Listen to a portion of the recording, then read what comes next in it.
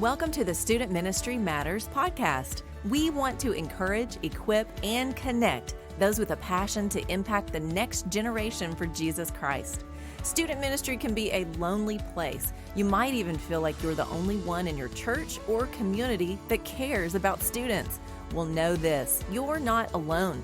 People all across the country are engaging Gen Z and care deeply about the spiritual direction of these young men and women. Whether you're full-time, part-time, bivocational, or volunteer, if you have a heart for students, this is the place for you. Welcome to the podcast. We are thrilled that you've chosen to download and listen as we continue the conversation about student ministry. My name is Dan Carson, and on tonight's podcast, we're going to be talking about some insights about the family. We are really excited. This is actually our 50th episode. It's hard to imagine that when we started in February of 2020 that we were going to end up at this point. I didn't think that we would ever get past 10, let alone 25, and now we're at 50. But I have a special guest with us. Her name is Carson, and you may notice there's a similarity there. My name's Dan Carson. She's my daughter, and I'm just thrilled that she's going to be on the podcast with us. She is a sophomore at Central Baptist College in Conway. She is in the Central Singers, and then she is the online editor of the Tower Media.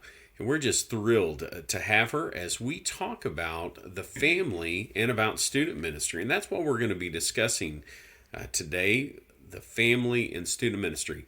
On a previous episode, we had David and Margaret Bronson, and they were talking about marriage and student ministry.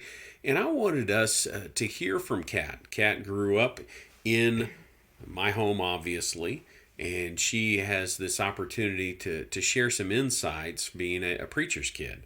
And so, Kat, it is great to have you on the podcast. Well, thank you. I'm actually really happy to be here with you, Dad.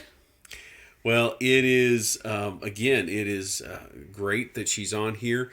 I'm excited about this because she survived. She survived growing up in a preacher's home. And both of my kids have done a great job. They want to serve God. They want to make His name known among the nations.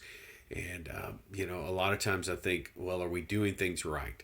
And the end result is often what we're looking at. And I'm just excited to know more about their future as we go forward. But I wanted them to share a little bit. But before we get to that, we start each week with Chris and Micah and myself, and we start with a random question of the week.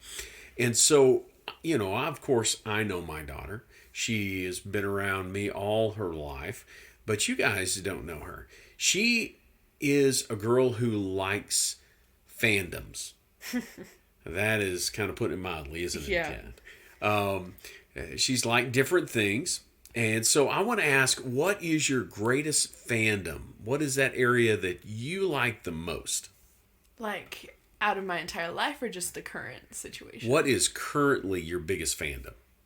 Well, right now I'm kind of split between the two with, throughout quarantine, I picked up Criminal Minds, of all things.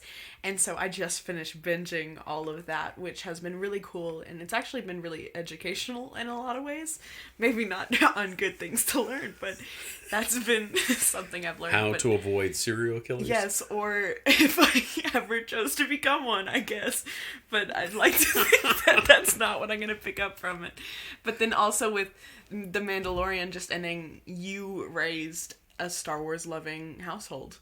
And The Mandalorian kind of ended me, and I'm ready for next year already. Well, she is right. I did raise a Star Wars fan.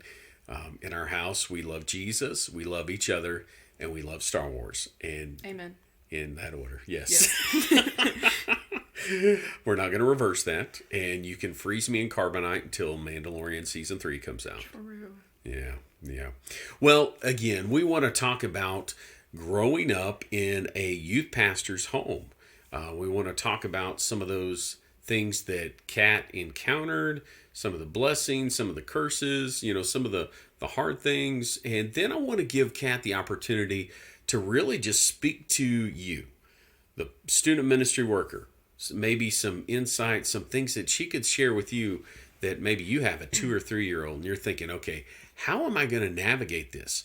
I had the privilege of being Kat's youth pastor. I had the privilege of being my son's youth pastor. That was not always the easiest thing, but it was the life that we had, and we enjoyed that, I think, for the most part, right, Kat? Oh, yeah. When you look at it overall, it's definitely, I have a lot more positives than I ever had regrets about anything. There you go. And so, again, I'm going to open this up to her, and if she says something negative, that's okay. And it's, I mean, negative about me. There are things that I could have done better. And I know that as a student ministry work, you're trying to navigate. Some of you are starting that process where your kids are going from 5th to 6th grade or 6th to 7th grade. They're about to enter the youth group, and you're like, well, does that mean that I'm out, that I just need to be done? And I want to tell you that no, this is a great opportunity for you to grow, for you to really invest in your student. And students need not just your students, the people that are in your house, but the people in your youth group. They need to see families that interact and interact well together. 100%. Yeah. So let me ask you, Kat, let's go ahead and start with what were some of the blessings of growing up in either a preacher's household, growing up in the student pastor's household? What were some good things about it? I mean, like you just mentioned, you talked about people needing to see families together in youth and in those things. That was probably one of the coolest things, was to watch you serve and to learn from an incredibly young age what it means to be a servant and to know what a servant's heart looks like. Because, you say a lot, are we doing this right? And, I like to think you are, because I think y'all are great parents. But then again, I am biased. But I know that watching you serve taught me so much about what it looks like. I know that another really cool part about it is I have always had the most approachable parents out of any of my friends. Like, everybody loves Dan and Temple. Y'all are just always a hit with my people, and it's because of the hearts. It's because y'all have been in ministry for so long and with people my age, and so it was never a, how do I handle this? How do I go about it? Part of it is just my personality, but you have never embarrassed me, I don't think, ever.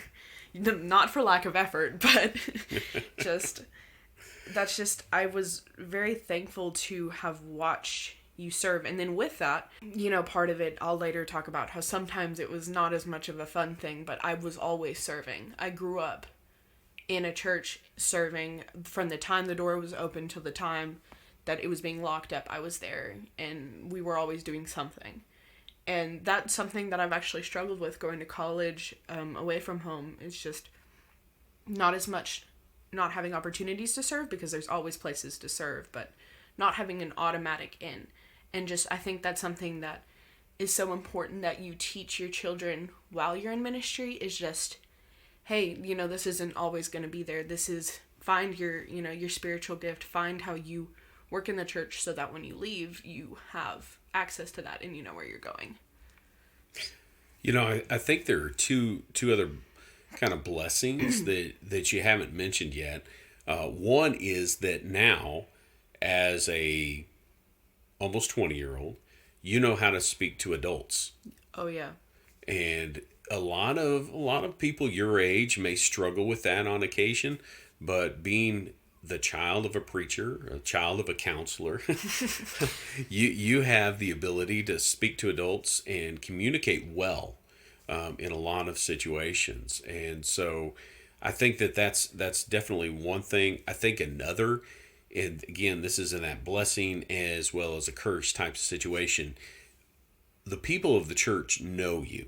Yeah. And they will be praying for you.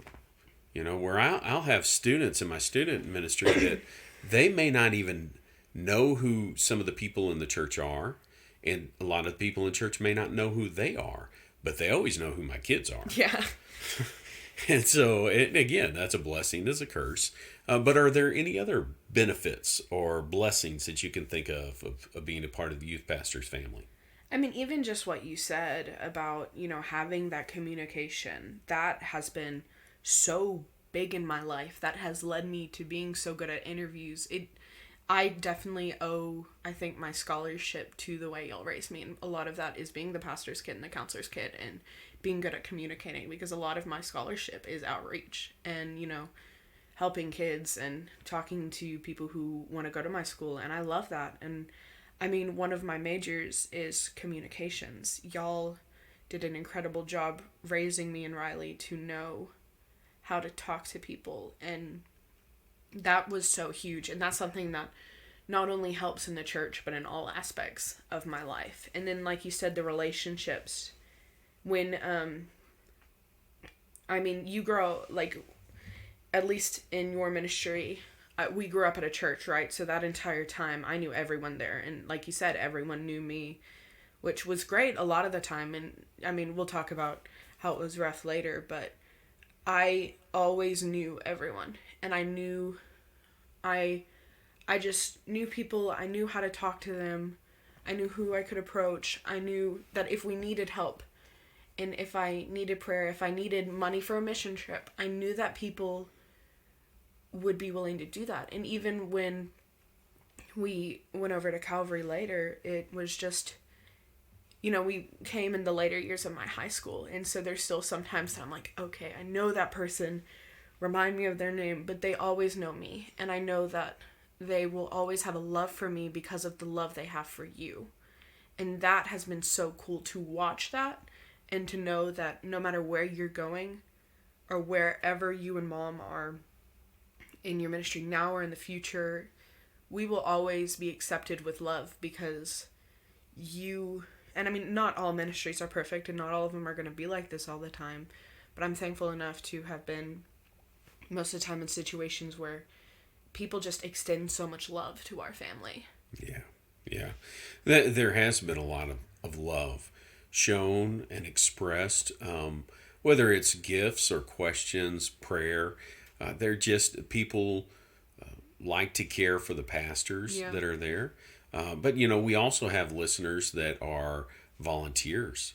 They have kids that are in the youth group, or that maybe they're the volunteer student ministry worker, period. They're the lead. And it is still that case where many will know who they are. 100%. Yeah. Well, let me ask, okay, because you've already kind of alluded to it. What are some of the challenges that you face as being the preacher's kid, or being the student ministry worker's child? It's with all pastors and with all workers and any role you're in, whether, it's paid or not in ministry, you have expectations for you and your family. If people see you and they see your name attached to the church in any way, they have ideas of what they think you're going to look like. And you asked me about, what I like at the start of this, and I was talking about true crime show and about nerdy stuff, and I'm obviously very different, and that's something that I sometimes struggled with, because I'm a very bold person, and I know that. And I know that growing up for me, it was a little bit challenging, because in a lot of ways, me and Riley weren't the stereotypical, pastor's kids. I feel like in a lot of ways we weren't gonna, we were always serving in the church, but we're very different. We're just different kinds of people. We're very unique in a lot of ways, and that was something I struggled with, is people had a lot of expectations for me, not only in my behavior. They expected me to, be very reserved and sweet, and to, like, dress with, the sweaters and the scarves, and not always, but that kind of idea, that they had expectations for us in the way we dressed too, but also in Awanas and in memorization for different things. And even going into college, I say that I'm a PK, or like some of the professors at the school, right? Because they're just fellow pastors, and they hear our names, me and some other of my pastor kid friends. They have expectations for us because we were raised in it, so we should know it, which I will go back to one of the blessings of that I was raised in it, so I do think I have a definite scripture knowledge, but that's not just from you, because I also have pastor's kid friends and worker friends that definitely do not, because they didn't have that drive, but that's something that y'all did really well, that I do know my stuff a lot of the time. However, I feel a lot of pressure to be serving in a church, and I just feel like, and everybody should, but a little bit more than a lot of my friends that I know I struggled for a time to feel like I had to have a specific calling in my life. And I'm lucky enough that, I always have felt like I had a calling. I feel called to do missions, and that was not influenced by that. But from a very young age, people expected me to go into ministry. And just kind of because you know how it is, and whether it's I'm going into ministry or I'm going to marry a pastor or something like that, it just was always expected. Another struggle with it is, there were trips we went on that I loved. I loved going to like SOAR, which is our youth conference in the BMA for teens. I loved going to that and having those experiences with you. But I know there were also times that I wanted to talk to somebody about these things I was struggling with. And in those periods of my life where I wasn't as, sound when I was developing my faith and truly making it my own, when, everybody experiences doubt, and I didn't feel like I could as a pastor's kid. I didn't feel like I could open my mouth and talk about it. I'm thankful that, that's why if you are listening and you're a worker, you are the key, I'd say, in a lot of ways to this. And if you're a pastor and you're looking, or you're even just in charge of the ministry and you're looking for the future for your kids, just having workers or having people at the church who your kids are going to have access to be able to talk to. Just because a lot of these things are, I have always felt extremely comfortable with you and Mom. But again, half of the time we were on these things, and it's different from when you're at home versus when you're at the church, because it is your job. So I'd say, you are the same person.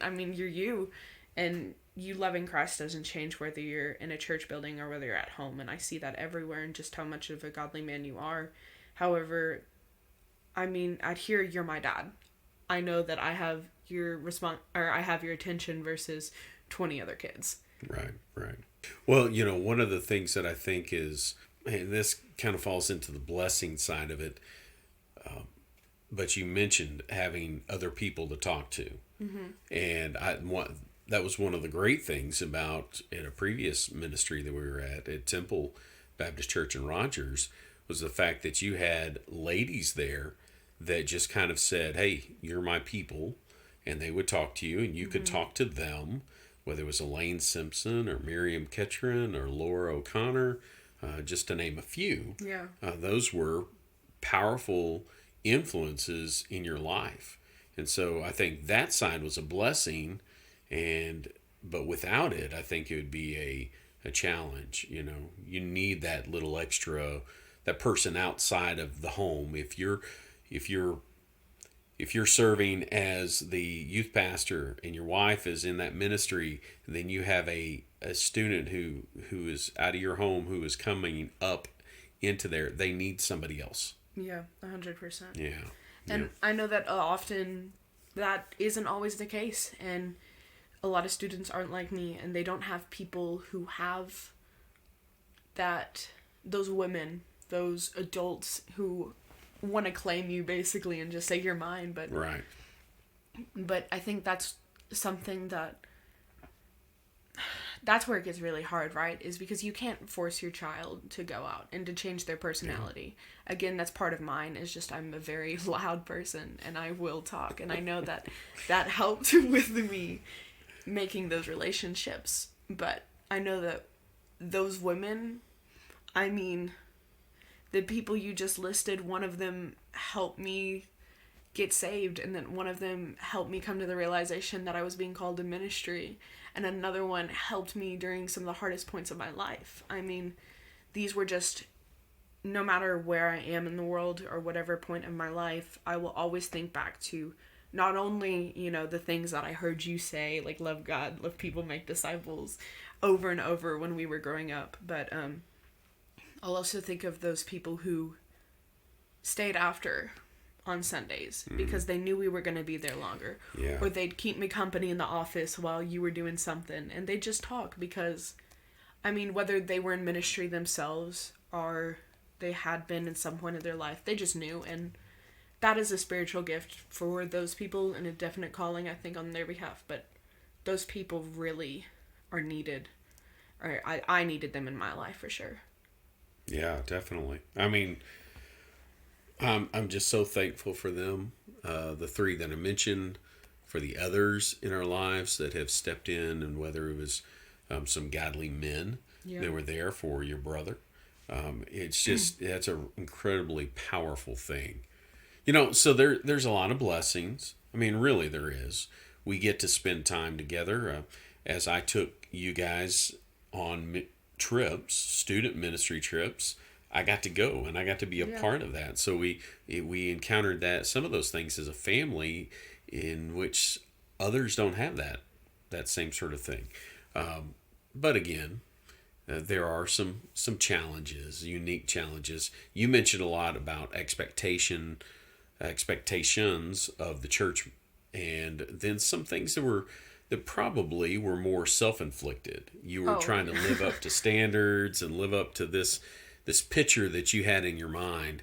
But as we get to this last section that I wanted us to cover, I want you to think about if you're going to talk to somebody who is listening to the podcast, that they have kids that are, hey, maybe they're 2 or 3, or maybe they are in 10, and youth group isn't that far away, or any range, or even maybe there's some that are listening today that don't have any kids at all, but they think, oh, well, one of these days I might have kids, and am I still going to be able to be a youth pastor while that goes on? And I want you to hear me.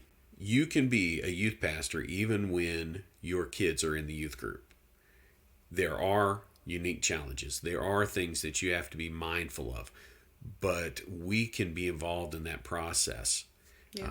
And so what I wanted to do was to give Kat an opportunity to speak to you, who is a student ministry worker, who's a youth pastor, who is a staff member, who is a volunteer, and say, okay, here are some things that I would suggest, ways to either treat your child in the student ministry, or some things that you can make sure that you're doing. I just wanted to give her kind of that. I wanted you to be able to peer into her mind, and that can be a scary place. Yeah, maybe not the best.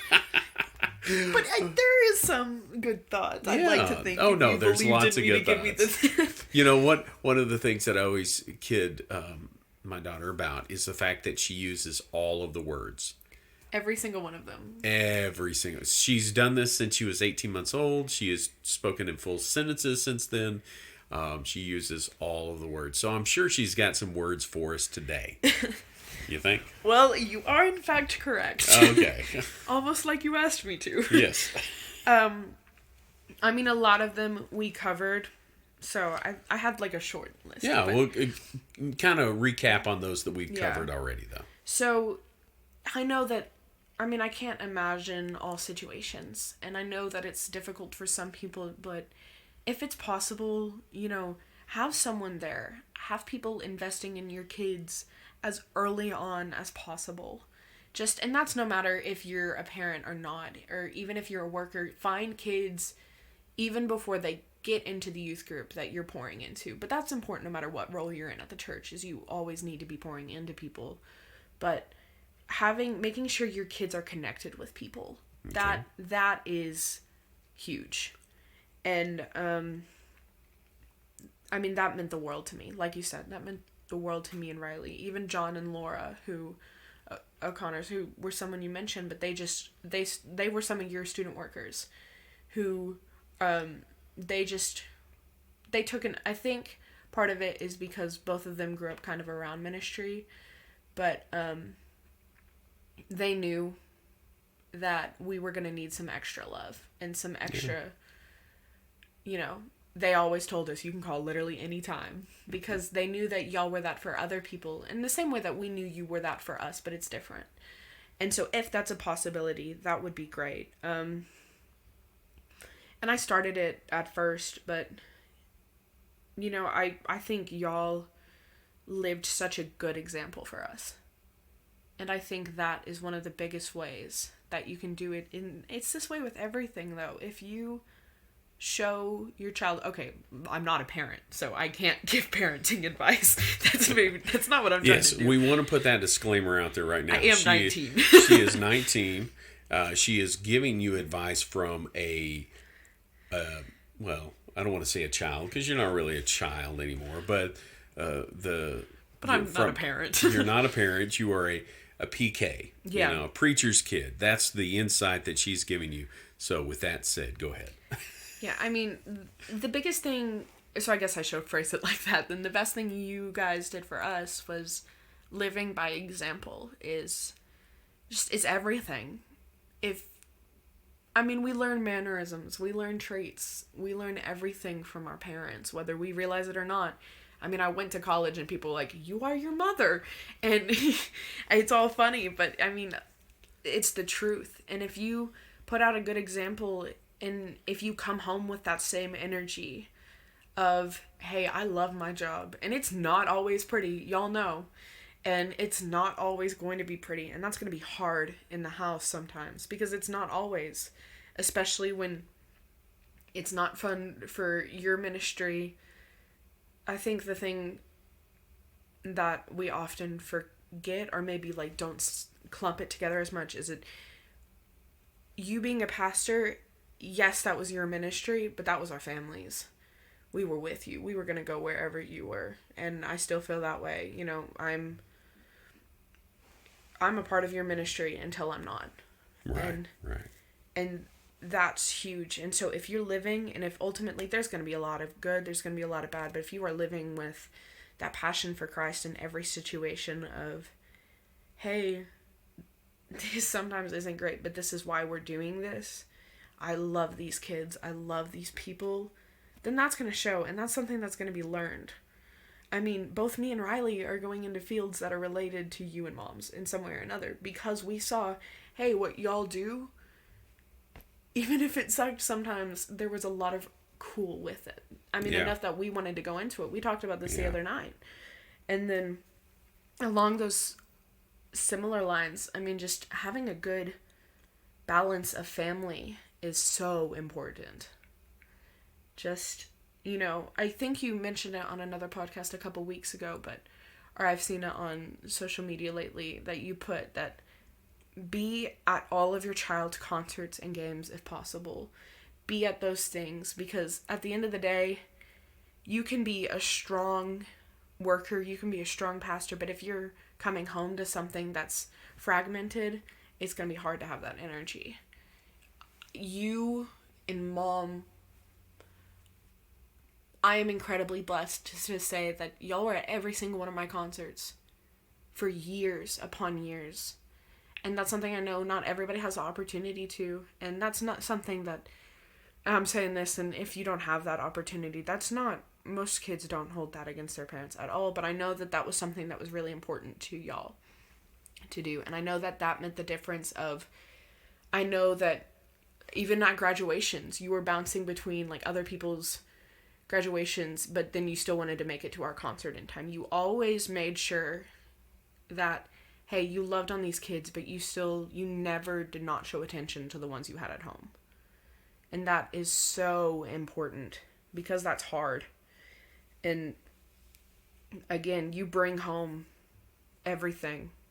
And if you are bringing home something that's negative, then they're going to see that.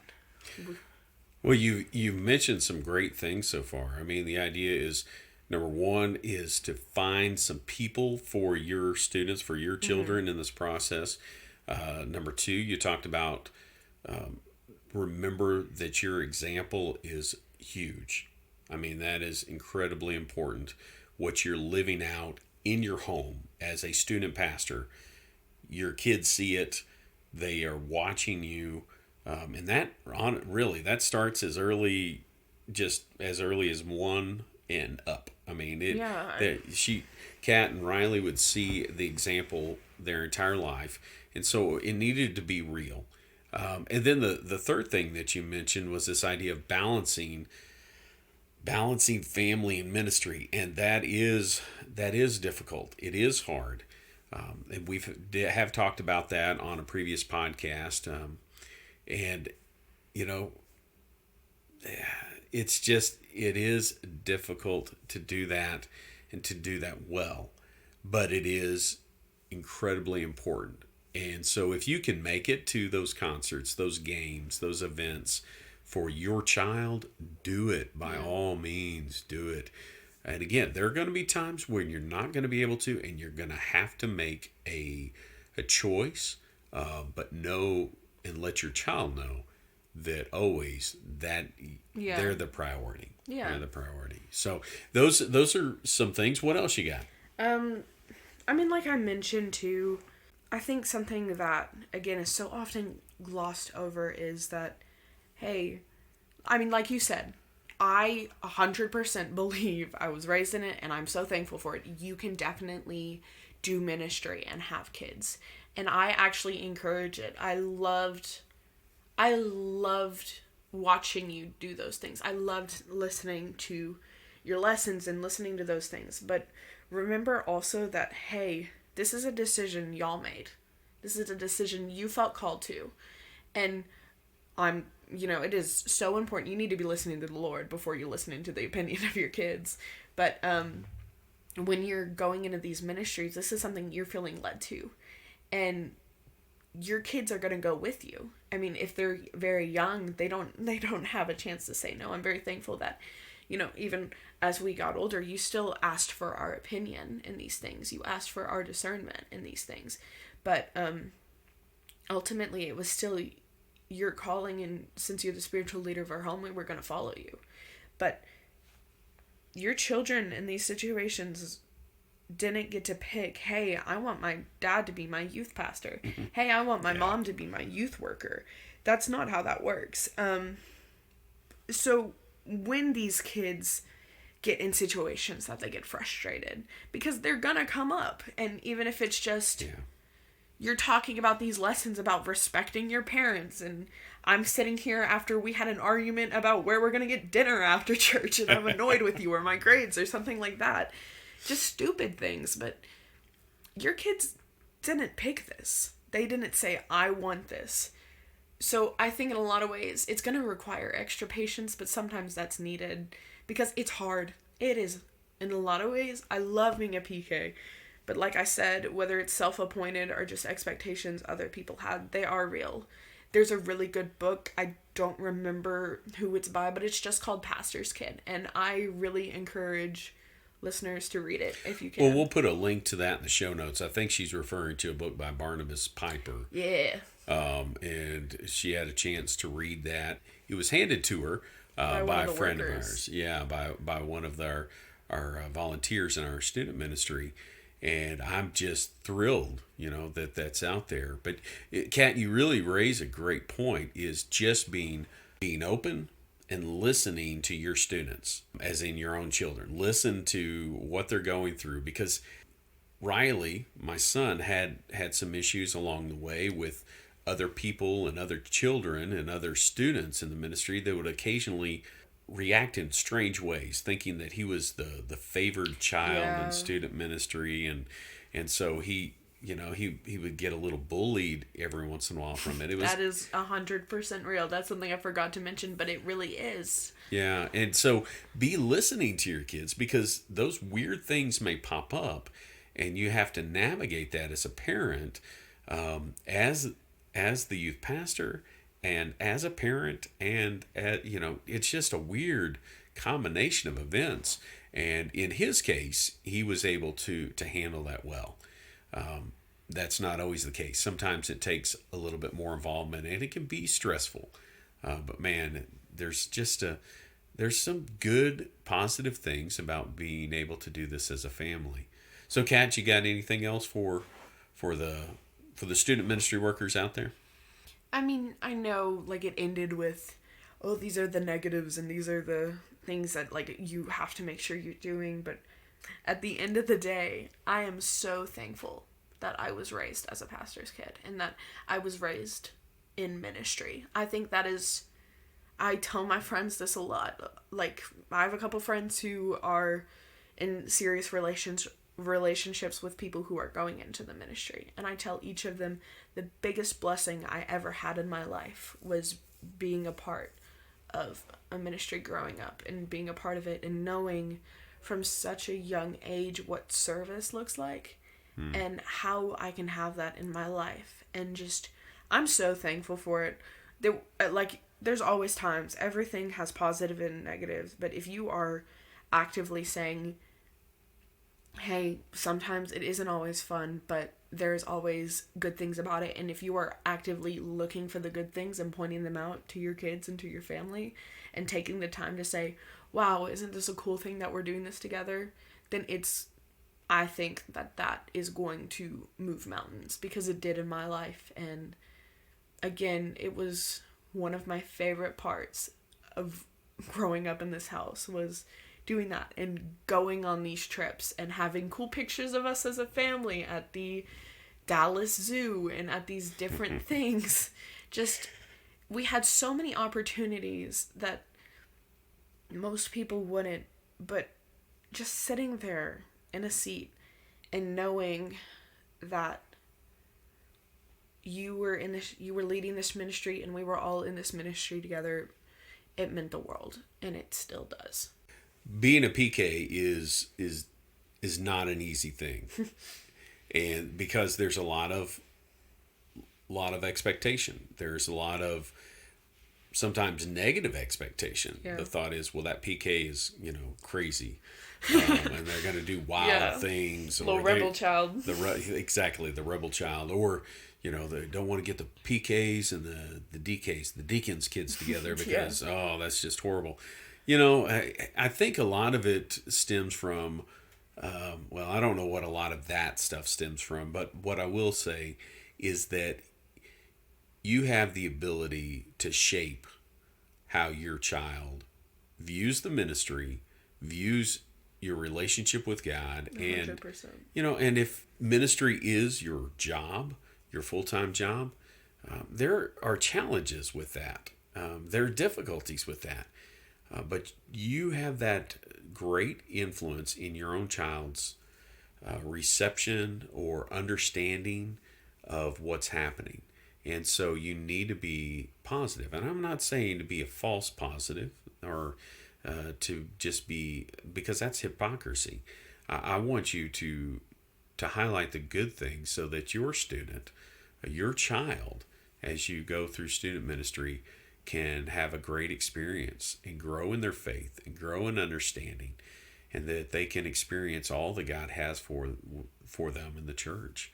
And so, Kat, I appreciate you taking some time for us to talk about these things, for us to know a little bit from the inside the mind of a PK. What a wild place it is. I know. There's a lot more that we could get to, and we may pull Kat back on here one of these days to talk about some more of this. But I wanted us to just spend a couple of weeks. Last week we talked with David and Margaret Bronson and talked about marriage and student ministry. And their kids are 7 and down. And they have 4 kids, 7 and down. Wow. Well, yeah, I know. That's a lot right there. But with me, I've got 2 kids that have been through our ministry, that have survived having Dad as their youth pastor. We are on the other side. Yeah, they're on the other. And still actively choosing that we want to go into ministry, which is the wild card. That is, yeah, and that's a big thing. Yeah, but that goes back to, like you said, just how you shaped us and how you showed us ministry, and just being genuine with your kid and saying, this is what it looks like. That, obviously we've loved it enough to want to do it. There was a key word that you just said, genuine. Mm-hmm. That shines through in big ways. And so I just want to encourage you, student ministry worker, to be genuine with your children. Let them know the tough side. Let them know the positive side. and love God fully, completely, and be willing to have spiritual conversations at all sorts of weird hours and times with your own family. That is huge. And just to be able to talk through those things and then listen. Oh man, listen to your kids when they bring up things, and don't just dismiss it and say, well, you're just being a kid, or we got to do this anyway because this is my job, I mean, Yeah. And there is a side of it, but we have to do it. We do these things and we work through all these things because they're important. And we're going to continue this same sort of conversation, talking about student ministry and talking about families and ministry and all those things together because it's important. And we do these things because student ministry matters. Thanks for listening to the Student Ministry Matters podcast. Get connected at studentministrymatters.com or follow us on Facebook and Instagram at Student Ministry Matters. Until next time, keep up the great work with your students because the work matters.